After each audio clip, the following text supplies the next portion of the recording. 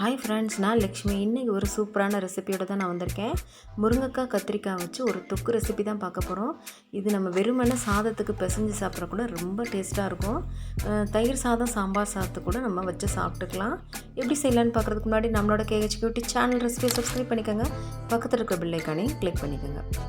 First ஒரு பேனை heat பண்ணிவிட்டு அதில் 1/4 கப் அளவுக்கு வேர்க்கடலை ஆட் பண்ணியிருக்கேங்க. 1 டீஸ்பூன் அளவு எண்ணெய் சேர்த்துட்டு 2 ஸ்லைஸ் தேங்காவை பொடி பொடியாக நறுக்கி அதையும் சேர்த்துட்டு நல்லா ஃபைன் ரோஸ்ட் பண்ணிடுங்க.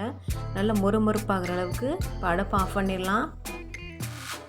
அதுக்கப்புறம் பார்த்திங்கன்னா 2 முருங்கைக்காய், ஒரு 4 கத்திரிக்காய் எடுத்து மஞ்சத்தூள் சேர்த்து நான் வேக வச்சு எடுத்து வச்சுக்கிட்டு இந்த மாதிரி மசிகிற அளவுக்கு வெந்திருக்கணுங்க. இப்போ இது ஒரு ஓரமாக வச்சிடலாம். ஒரு கடாயை ஹீட் பண்ணிவிட்டு 2 டேபிள் ஸ்பூன் அளவுக்கு எண்ணெய் சேர்த்துக்கோங்க. நான் நல்லெண்ணெய் விட்டுருக்கேன். நீங்கள் என்ன எண்ணெய் வேணாலும் சேர்த்துக்கலாம். நல்லெண்ணெய் விட்டிங்கன்னா வாசனை கொஞ்சம் நல்லாயிருக்கும். 1 டீஸ்பூன் அளவுக்கு கடுகு, 1 டீஸ்பூன் அளவுக்கு ஜீரகம் சேர்த்துட்டு நல்லா பொரிஞ்சதுக்கு அப்புறமா ஒரு பெரிய வெங்காயம் நறுக்கியது சேர்த்துக்கோங்க. சேர்த்துட்டு நல்லா இதை வதக்கிற போகிறோம். இப்போ இந்த நேரத்தில் கருவேப்பிலை தழை சேர்த்துக்கலாம். கொஞ்சம் போல் நல்லா வாசனைக்காக இந்த கருவேப்பிலை இலைகளையும் சேர்த்துட்டு நல்லா அதையும் சேர்த்து வதக்கிக்கலாம். அடுத்ததாக ஒரு பெரிய தக்காளி பழம் நல்லா பொடிசாக அதையும் அரிஞ்சிட்டு சேர்த்துட்டு நல்லா வதக்கிக்கிற போகிறோங்க. நல்லா அந்த எண்ணெயிலே சுருளை வதங்கணும். இந்த மாதிரி பாருங்கள், நம்ம சேர்த்த எண்ணெய் எல்லாம் பிரிஞ்சு வந்துருச்சு. அந்த அளவுக்கு வதங்கணும். 1 டீஸ்பூன் அளவுக்கு இஞ்சி பூண்டு விழுது இப்போ ஆட் பண்ணிடலாம். நல்லா பச்சை வாசனை போகிற அளவுக்கு இதையும் நம்ம நல்லா வதக்கிக்கிறணும். இஞ்சி பூண்டு சேர்த்துட்டு அப்படியே விட்டுறாதீங்க, வதக்கிடணும். இல்லைனா கீழே பிடிக்க ஆரம்பிச்சிடும்.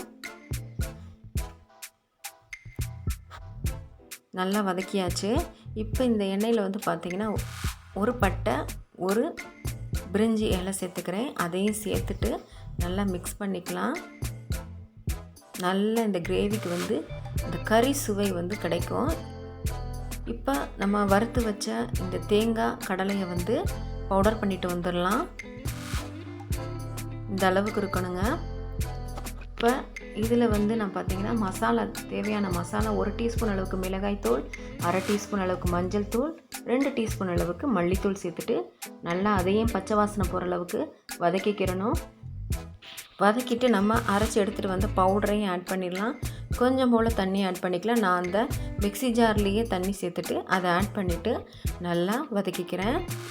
எனக்கு கொஞ்சம் ட்ரையாக கிடைக்கணுன்றதுக்காண்டி நான் தண்ணி நிறைய ஆட் பண்ணலை. நீங்கள் கொஞ்சம் கிரேவி டெக்ஸ்சர் வேணுன்றனா நீங்கள் கொஞ்சம் உண்டனா தண்ணி சேர்த்துக்கோங்க. இப்போ இந்த நேரத்தில் உப்பு சேர்த்துட்டு தண்ணி கொஞ்சம் போல் சேர்த்து நல்லா கலந்துக்கோங்க. இப்போ நம்ம வேக வச்ச இந்த முருங்கைக்காய் கத்திரிக்காயையும் ஆட் பண்ணிவிட்டு நல்லா ஒன்றோட ஒன்றா கலந்துக்கிற மாதிரி மிக்ஸ் பண்ணிக்கோங்க.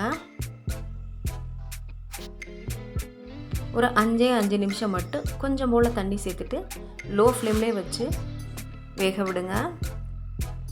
அந்த எண்ணெயெல்லாம் பிரிஞ்சு வரணும் நமக்கு. இப்போ இந்த நேரத்தில் அடுப்பை ஆஃப் பண்ணிவிட்டு கொத்தமல்லி இலைகளை தூவிட்டு நம்ம ஒரு பவுலுக்கு ட்ரான்ஸ்ஃபர் பண்ணிடலாம். பாருங்கள் எவ்வளோ நல்லா வந்திருக்குன்னு சொல்லிட்டு. வெறுமன சாதத்துக்கு இதை மட்டுமே போட்டு பிசைஞ்சு சாப்பிட்லாங்க. டேஸ்ட் அட்டகாசமாக இருக்கும். மறக்காமல் நீங்களும் செஞ்சு பார்த்துட்டு உங்களோட ஃபீட்பேக்கை கமெண்ட் செக்ஷனில் கொடுங்க ஃப்ரெண்ட்ஸ். நம்ம சேனலுக்கான சப்போர்ட்டையும் கொடுப்பீங்கன்னு நம்புகிறேன். லைக் பட்டனையும் ப்ரெஸ் பண்ண மறந்துடாதீங்க. அப்போ தான் இந்த வீடியோ நிறைய பேரை போய் சேரும். தேங்க்யூ ஃபார் வாட்சிங் ஃப்ரெண்ட்ஸ்.